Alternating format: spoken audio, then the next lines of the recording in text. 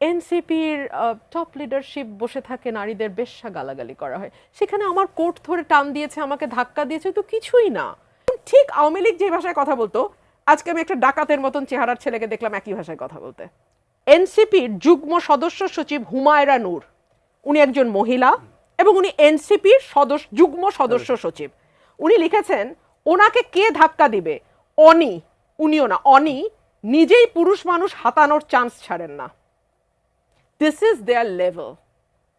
So এই বস্তির সঙ্গে আমাদের পলিটিক্স করতে হচ্ছে, এবং পলিটিক্স এখন বস্তির হাতে গেছে।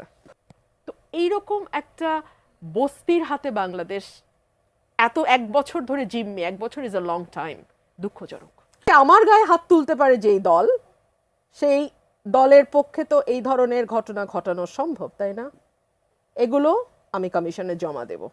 গুন্ডা কারা পালে, গুন্ডা কারা রাখে, গুন্ডা কারা নিয়ে চলে, গুন্ডা নিয়ে কারা নির্বাচন কমিশনে যায়, খুব পরিষ্কার। এক না দুই, আমি যখন শেখ হাসিনার মুখের উপর দাঁড়িয়ে পার্লামেন্টে বলেছিলাম এই সংসদ অবৈধ, তখন হাসনাত আব্দুল্লাহ বঙ্গবন্ধুর উপর রচনা লিখে সেটা পাঠ করছিল বিশ্ববিদ্যালয়। সার্জিস আলম একটা চোরের মতো শেখ হাসিনার সামনে এভাবে দাঁড়িয়েছিল।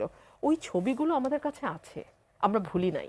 তিনি হাসনাত আব্দুল্লাহ যেটি বলেছেন যে বিএনপির আওয়ামী লীগ বিষয়ক সম্পাদক রয়েছেন অনেকেই, যারা আওয়ামী লীগ থেকেও বেশি আওয়ামী লীগ। বিএনপির আওয়ামী লীগ বিষয়ক সম্পাদক যারা রয়েছেন তাদের মধ্যে অন্যতম রুমিন ফারহানা, আওয়ামী লীগের সুবিধাভোগী, আওয়ামী লীগের ফ্ল্যাটভোগী, এবং যারা গুন্ডা দিয়ে নির্বাচন কমিশনকে ঠান্ডা করে দিতে চায় তাদের। আমরা বিএনপির এই আওয়ামী লীগ বিষয়ক সম্পাদকদের বলবো, আপনারা জনগণের পালসকে বুঝুন, 24-এর পরবর্তী জনগণের পালসকে বুঝুন, নতুবা আবার বাংলাদেশের সংকটের দিকে যাবে। আর সার্জিস আলমের স্ট্যাটাস নিশ্চয়ই আপনি পড়েছেন, আমি যদি একটু পড়ি একটু লম্বা হবে, তারপর একটু পড়া উচিত মনে হয় আমার।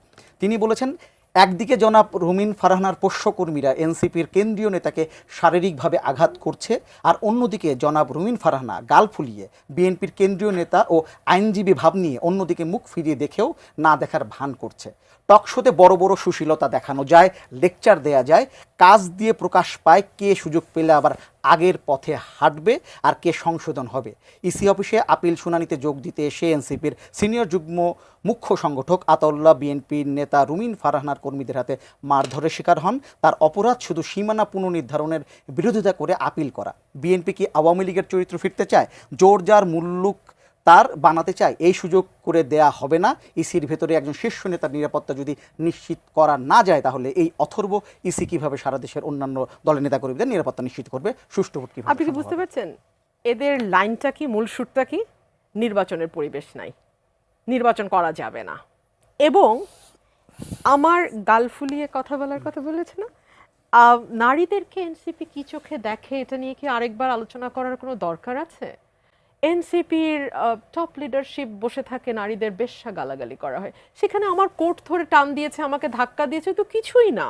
এনসিপির মতন দল তো আরো অনেক নিচে নামার কথা।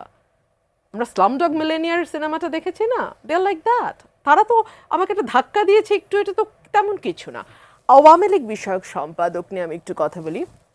আওয়ামী লীগ যখন ক্ষমতায় ছিল, আমি বলেছিলাম মুক্তিযুদ্ধের সবচেয়ে বড় বিপক্ষ শক্তি যদি কেউ থেকে থাকে সেটা আওয়ামী লীগ। কেন বলেছিলাম বিকজ আওয়ামী লীগ সাম্য, মানবিক মর্যাদা এবং সামাজিক ন্যায় বিচারের ধারে কাছে না গিয়েও মুক্তিযুদ্ধের চেতনাকে পলিটিক্যালি ইউজ করেছে, অ্যাবিউজ করেছে, বারবার ব্যবহার করেছে। দুই হচ্ছে, আওয়ামী লীগের সময় আমরা দেখেছি যেই স্পিরিট নিয়ে মুক্তিযুদ্ধটা হয়েছিল, সকলের একটা সমান বাংলাদেশ, সেখানে পদে পদে অর্থনৈতিক, লৈঙ্গিক,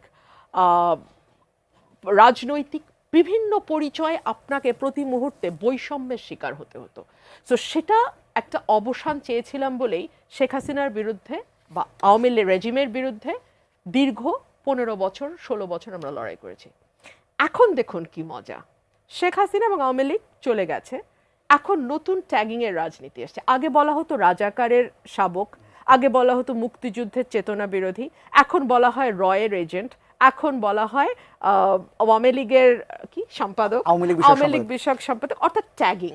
যেই এনসিপির যুগ্ম সদস্য সচিব এত নোংরা কুৎসিত কথা আরেক দলের নেত্রী সম্পর্কে বলতে পারেন, লিখতে পারেন, ফেসবুকে স্ট্যাটাস দিতে পারেন, সেই রকম একটা দল বাংলাদেশে রাজনীতি করছে। আমি জানি তারা নিজেরাও জানে যে তাদের কোনো ভোটার বেস বলতে কিছু নাই, এই কারণে নির্বাচনটা যত মানে পিছনে ফেলা যায়, যত ডিলে করা যায় সেইটার চেষ্টা। নাহলে আজকে আপনারা, আমি একটা ভিডিও লাস্ট শেয়ার করেছি প্রথম আলোর একটা ভিডিও, যেখানে আপনি দেখবেন যে কিভাবে আতাউল্লাহ, আমি নামও জানতাম না, আতাউল্লাহ উড়ে এসে আমাকে টেনে নামাতে গেছে, সেই ভিডিওটা প্রথম আলোর ওখানে গেছে। তারপরে নির্বাচন কমিশনের লোকজন এবং পুলিশ এসে তাকে ধরে নিয়ে যায়।